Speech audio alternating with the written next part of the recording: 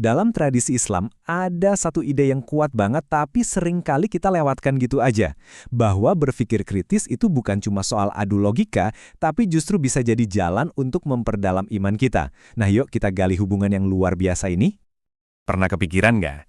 Gimana kalau ternyata proses kita menggunakan akal, bertanya, menganalisis, merenung dalam-dalam, itu sebenarnya adalah sebuah bentuk ibadah? Pertanyaan ini nih yang bakal jadi inti dari penjelajahan kita kali ini. Oke, kita akan mulai dengan panggilan Islam untuk berpikir, terus kita lihat petunjuk langsung dari Al-Quran, kita kenali ciri-ciri pemikir sejati itu kayak apa, lihat contoh aksinya, dan terakhir, gimana kita bisa nemuin jalan kita sendiri menuju wawasan yang lebih dalam. Siap? Mari kita mulai. Oke, kita masuk bagian pertama, panggilan untuk berpikir. Jadi, apa sih sebenarnya makna berpikir kritis kalau panduannya adalah iman? Jadi gini, berpikir kritis dalam Islam itu bukan cuma soal logika semata. Ini adalah proses kita pakai akal kita sampai maksimal untuk paham, untuk menganalisis, tapi selalu berlabuh pada wahyu, yaitu Al-Quran dan hadis. Nah, disinilah keseimbangan yang sempurna antara akal manusia dan petunjuk ilahi. Dan ide ini tuh bukan karangan baru ya, ini benar-benar perintah langsung dari Tuhan. Makanya, sekarang kita lihat petunjuk dari Al-Quran yang jadi fondasi dari semuanya. Coba deh kita lihat ayat dari surat Ali Imran ini.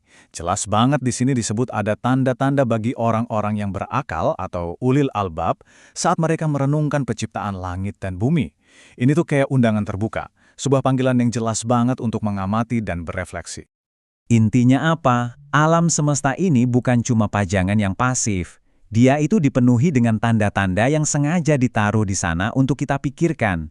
Pergantian siang dan malam, gugusan bintang, semua itu ibarat data yang nunggu untuk dianalisis, yang ujung-ujungnya akan membawa kita pada satu kesimpulan, pengakuan akan kebesaran Sang Pencipta. Nah, Al-Quran bahkan punya istilah keren buat para pemikir ini, ulil albab, yang artinya orang-orang yang berakal atau yang punya pemahaman mendalam. Mereka inilah orang-orang yang pakai akalnya untuk merenungkan ciptaan. Dan hasilnya, iman mereka jadi makin kokoh. Mereka lah teladan pemikir kritis dalam Islam. Terus, gimana caranya biar kita bisa jadi kayak mereka? Nah, sekarang kita bakal bedah nih, apa aja sih ciri-ciri seorang pemikir sejati dari kacamata Islam? Oke, ada beberapa kuncinya. Pertama, dan ini paling penting, dasarnya itu selalu Al-Quran dan hadis.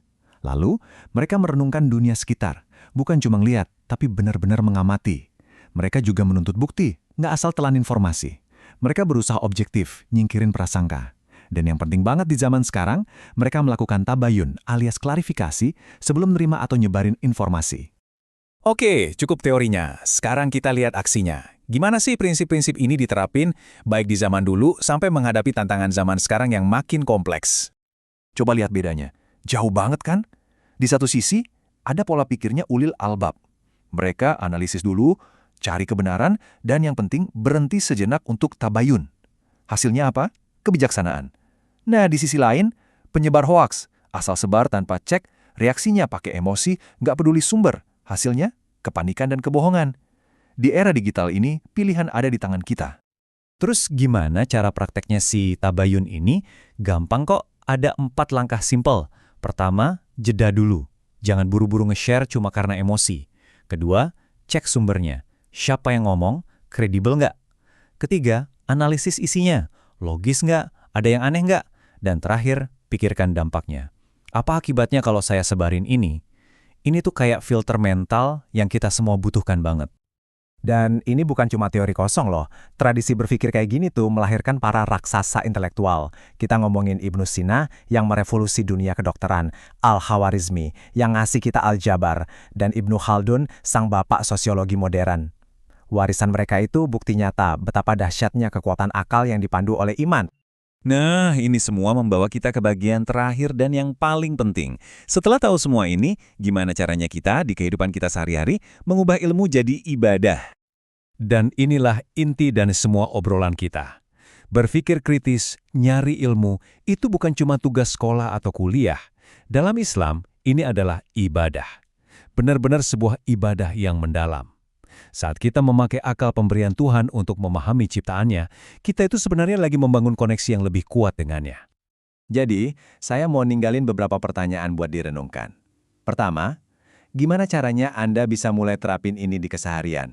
Mulai dari berita yang Anda baca, sampai keputusan-keputusan kecil yang Anda ambil setiap hari. Terus coba pikirin juga deh, gimana caranya ilmu yang kita pelajari entah itu biologi, fisika, bahkan seni, malah bisa bikin kita makin deket, makin takjub sama keagungan ciptaannya. Dan yang terakhir, di zaman serba canggih ini, gimana kita bisa pakai teknologi bukan cuma buat seneng-seneng, tapi untuk mencari kebenaran dan menebar manfaat yang sejalan sama nilai-nilai kita. Karena, ingat ya, berpikir itu ibadah. Yuk kita mulai laksanain.